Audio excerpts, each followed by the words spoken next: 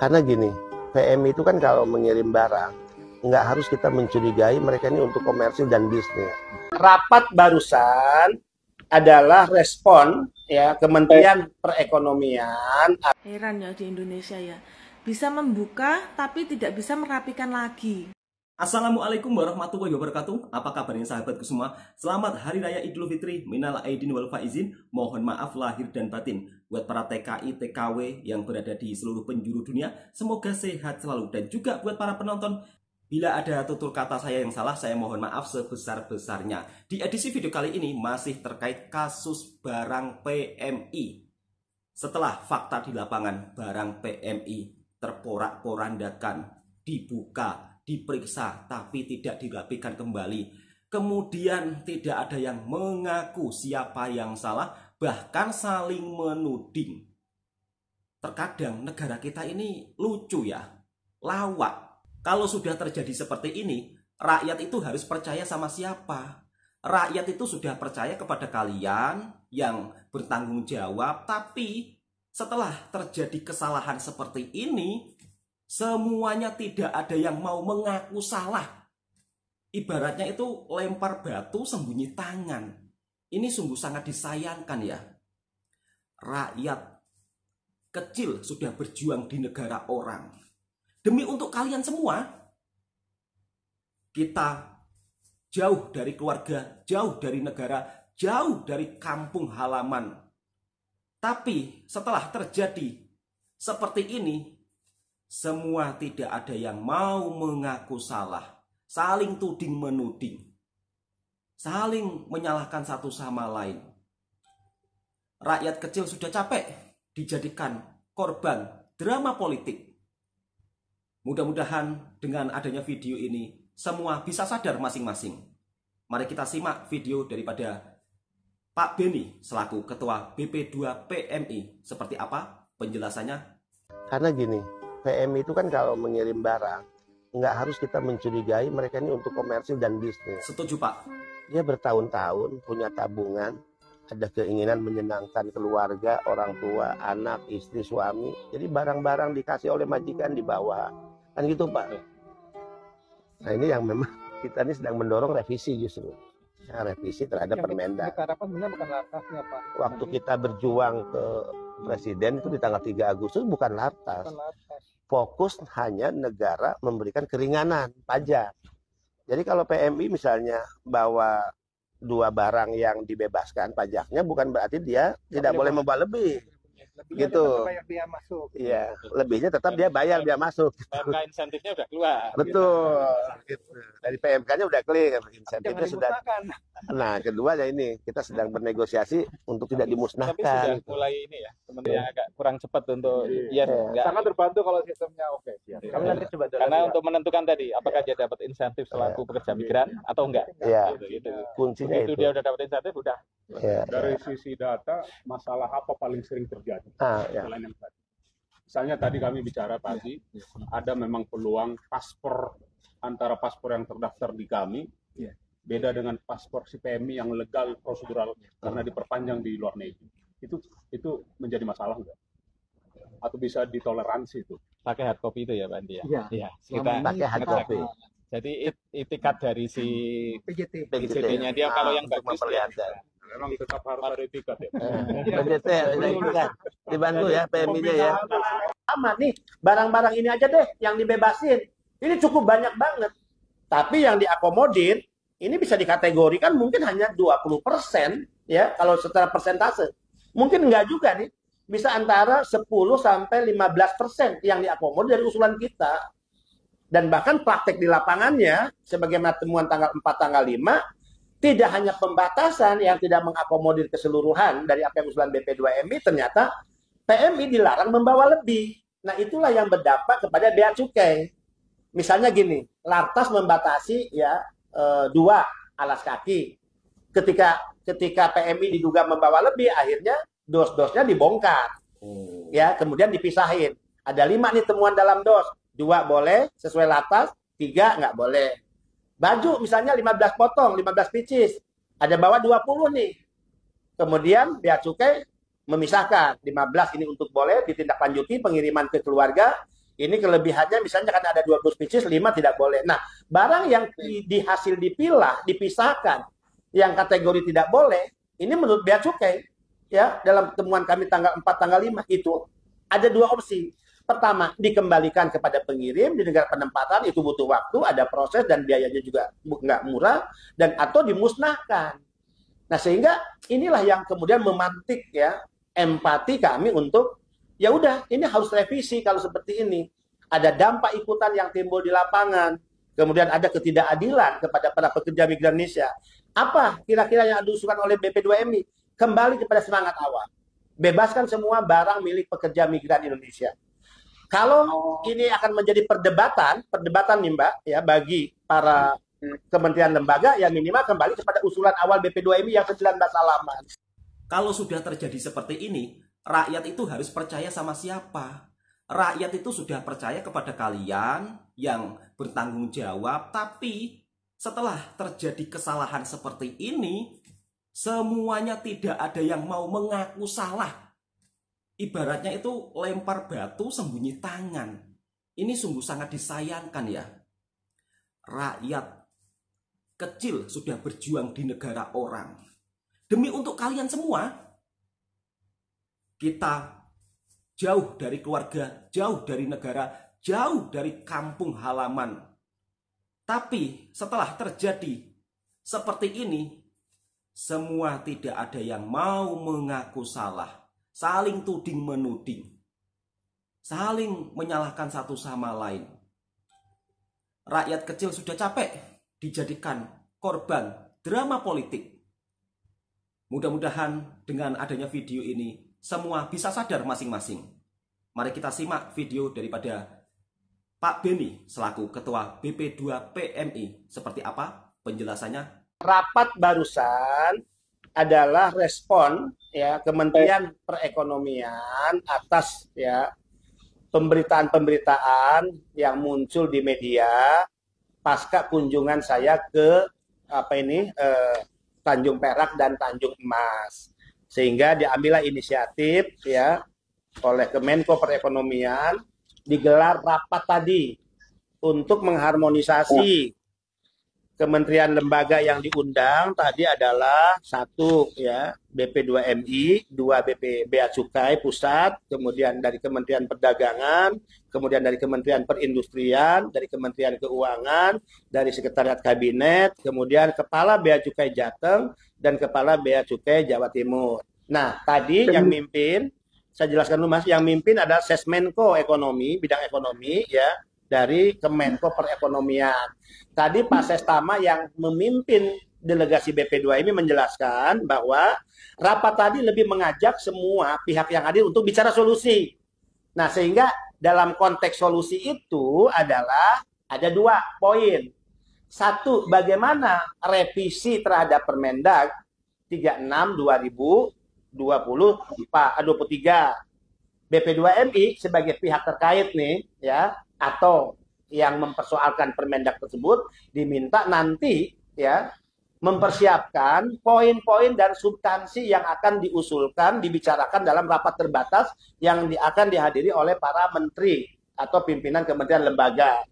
Juga ya sebagai pembanding dari kementerian lain, termasuk misalnya Kementerian Perindustrian, Kementerian Ekonomi ya, UMKM. Itu juga semua akan diminta. Apa masukannya? Artinya kemungkinan revisi kan ini insya Allah bisa terwujud ya. Nah ini membantah dan mematahkan pendapat teman Komisi 11 tadi. Ya kalau saya dianggap sebagai atau BP2MI sebagai pemicu kegaduhan, artinya saya salah. Kalau saya salah, yang saya persoalkan keliru, ya ngapain juga mau rapat untuk membahas revisi kan gitu lah ya. Tanpa mengomentari anggota DPR yang bersangkutan lah Komisi 11 itu. Ya. Nah, yang kedua adalah apa pandangan BP2MI dan juga Bea Cukai Kementerian Lembaga terhadap barang yang sudah ada nih, yang tertahan itu.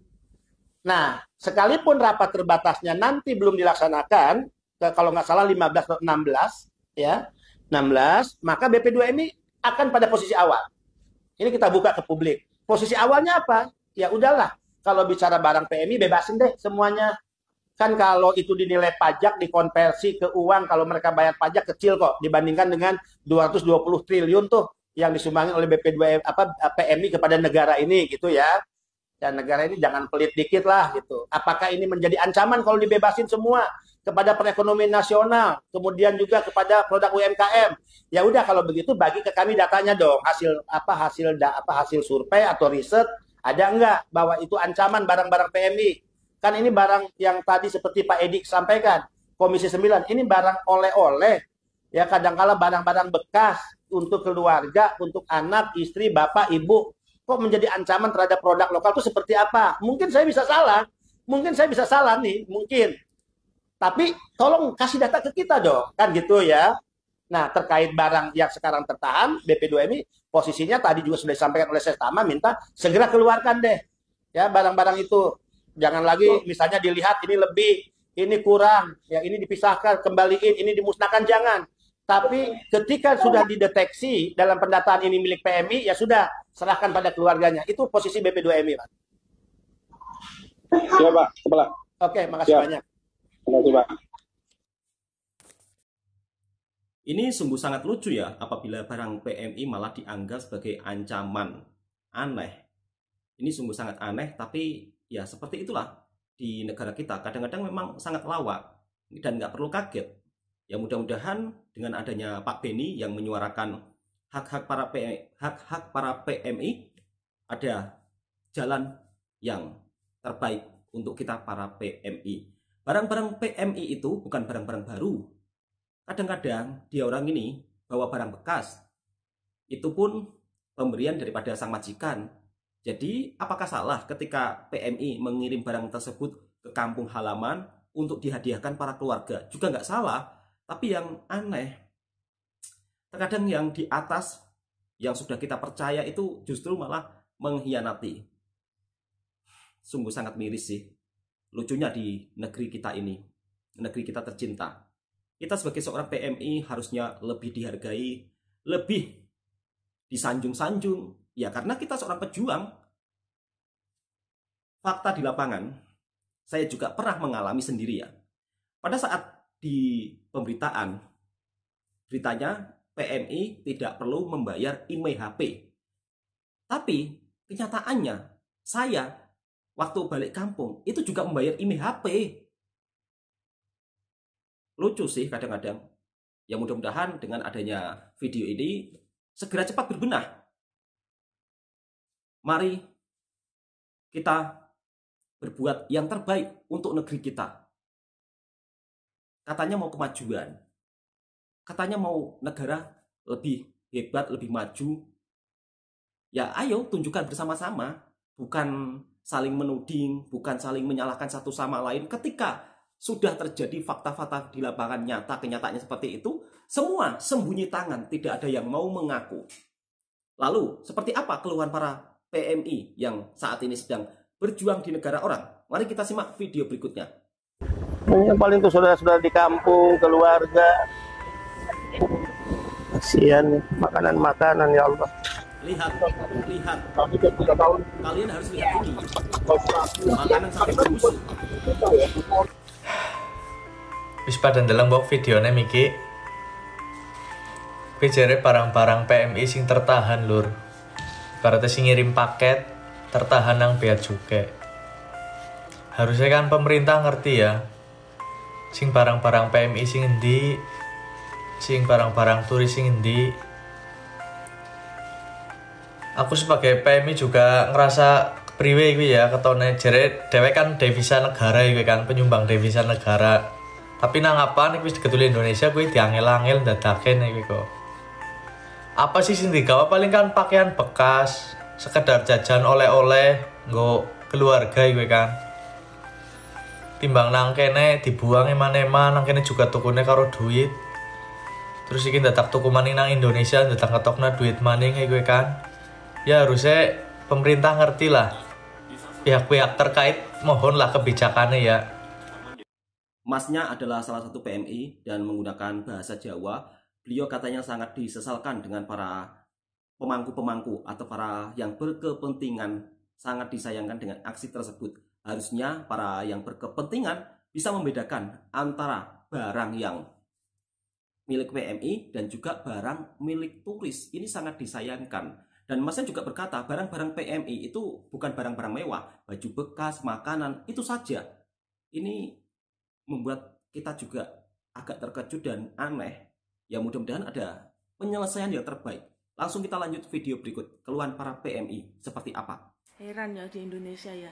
Bisa membuka tapi tidak bisa merapikan lagi. Bisa memeriksa tapi tidak bisa mengembalikan lagi. Ya itulah Indonesia. Nah, ini barang ini tadinya pakai kardus kayak gini semua. Terus kenapa pada keluar terus pakai kayak gini, jadi bangkelan kayak gini semua. Terus katanya Bapak Biru ini harus dicek satu-satu bahwa mau memastikan bahwa barang itu milik TKW, TKI, TKL, milik pekerja-pekerja migran atau bukan. Ya jelas milik pekerja migran toh Pak. Lah itu kardusnya kan ada labelnya. Kalau sudah nyampe situ ya mesti itu punya pekerja migran. Terus dibuka, dibongkar satu-satu, terus tidak dikembalikan ke kardusnya lagi, terus dibuntel kayak gitu. Itu maksudnya apa? Aneh. Kalau sudah diperiksa, minimal dimasukkan lagi. Terus mau sampai kapan periksa satu-satu, terus mau dikirim gitu? Mau sampai kapan? Kadang ini negara Indonesia sering dagelan. Nah, Bapak iki ngupek-ngupek golek ya apa sampean Pak? Golek 7,5 triliun ndak ada. Mbak TKW ndak punya duit sebanyak itu.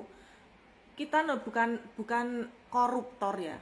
Tapi kok dicurigai kok ngono kuwi nggo barang lho, barang-barang iku lho belum tentu isine barang bagus semua. Ngono kuwi iki kadang dikenekne pajak, kadang sik dikenekne bea cukai. Iku kadang bea cukai juga nggak masuk akal Bapak bea cukai itu tuh. Kenapa nggak masuk akal? Kecuali barang itu yang dibawa itu melebihi 12 pieces, 50 pieces itu baru mau dijual lagi. Lah barang-barang bekas Bapak mau dibikin apa itu namanya? Denda. Nggak masuk di akal. Mah dagelan kok. Ini ngubek-ngubek ngene iki. Ini nggak tahu nyari apa ini. Terus udah diperiksa-periksa, mbok ya terus dimasukkan lagi, mau diperiksa satu-satu. Ini Bapak dua ini bea cukai ini lagi mikir dia. Aku geding ya karo iku. Masa aku marketnya lewat pos aku dikenaknya denda 1.700.000. Itu tuh duit itu kalau di Indonesia itu ndak dikit loh Pak itu duit kalau di Indonesia itu banyak. Itu pun barang juga nggak apa namanya, bukan barang yang berbranded, itu yang brandednya itu yang kayak channel kayak apa yang harganya itu 30 juta ngono mbok kenekne bea cukai ngono mending. Lah iku lho harga ecek-ecek nang Indonesia ada, buat jajanan aja di Indonesia mbok kenekno bea cukai kok tek kebangetan ndak masuk akal yang ngono iki. Heran aku, biaya masuk. Pak, Indonesia kalau ngirim barang ke Taiwan itu ndak dipersulit kayak gini Pak. Ngirim lewat pos itu ndak dipersulit, ndak dikenakan bea cukai tetek bengek. Ngirim baju itu lewat pos itu oke aja nyampe di Taiwan, ndak ada ribet-ribet kayak gitu. Tapi kalau di Taiwan ngirim lewat pos ke Indonesia itu dibikin pusing, dibikin ribet. Dan itu ndak satu orang aku aja itu Pak ya. Banyak mbak-mbak TKW yang ngeluh kayak gitu. Ya udah, sekian dan terima kasih. Wes kono goleki barang-barang sing api-api, dicomoti, dijikuki, disai. Ini fakta loh Pak. Ini ngomong sesuai fakta ya Pak ya. Ndak ngomong bohong-bohong. Kalau mau ngecek ya ngecek aja lewat komen-komen di bawah itu mbak TKW, TKL semua itu ada di situ semua. Wes, moga podo sehat, wetenge podo waras ya. Baru saja kita mendengarkan curhatan salah satu PMI Indonesia yang bekerja di negara Taiwan nampaknya ya. Dan mbaknya ini sangat menyesalkan kenapa barang-barang PMI dibuka kemudian nggak dirapikan kembali. Dan beliau juga berkata, kita ini bukan seorang koruptor tapi dicurigai securiga itu. Aneh sangat nyata dan itulah yang terjadi di negara kita. Kadang-kadang negara kita itu memang lawak. Dan lawaknya itu kadang-kadang sampai kebablasan. Masa yang bertanggung jawab sampai tidak tahu mana barang PMI, mana barang orang yang travel. Ini kan juga sangat aneh, sangat disayangkan. Harusnya tahu kan mana barang PMI, mana barang turis, harus tahu. Di kardusnya kan sudah ada tulisannya. Di kotaknya kan sudah ada penjelasannya. Kalau memeriksanya pakai manual, terus sampai tahun kapan selesainya? Bukankah sebelum dikirim ke Indonesia sudah melewati pemeriksaan di pintu-pintu terminal bandara? Aneh tapi nyata ini. Ya mudah-mudahan segera ada perbaikan. Teman saya yang di Malaysia kirim barang itu sampai ke rumah itu sampai 8 bulan 7 bulan loh. Padahal kalau kita kirim barang Indonesia ke Malaysia paling lama, ini paling lama ya, 2 minggu. 2 minggu itu sudah paling lama loh. Tapi kalau Malaysia ke Indonesia sampai 7 bulan, 6 bulan, 8 bulan. Ini fakta kenyataan. Ya mudah-mudahan dengan adanya video ini mewakili suara PMI dan segera ada perbaikan. Kiranya sahabatku suka dengan videonya Bang Toha Channel, silahkan tekan tombol merahnya, subscribe, like, komen, dan bagikan ke sahabat-sahabat Anda semua. Assalamualaikum warahmatullahi wabarakatuh. Jangan jadikan drama politik dan jangan jadikan kita sebagai rakyat kecil korban politik. Itu saja yang bisa saya sampaikan.